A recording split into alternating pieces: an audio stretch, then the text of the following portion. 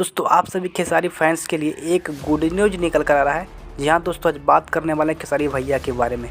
तो न्यूज़ ये आ रहा है दोस्तों निकल कर कि उनका चैनल था खेसारी म्यूजिक वर्ल्ड, जो कि उनके चैनल को कुछ कारण से डिलीट कर दिया गया था। लेकिन है जो दोस्तों आज आपके सामने वो चैनल फिर से आ गया है। इसी पे दोस्तों गाना आया था दढ़िया बढ़िया लागेला सॉन्ग।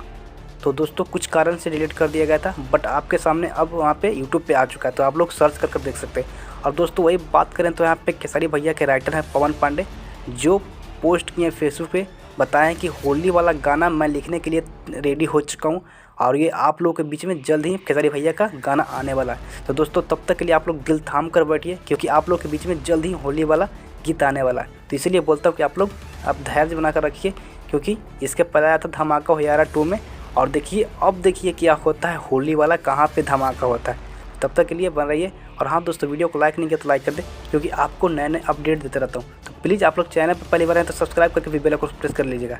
तो बन रहिए, मिलते हैं अगले वीडियो में। तब तक के लिए thank you, by two all.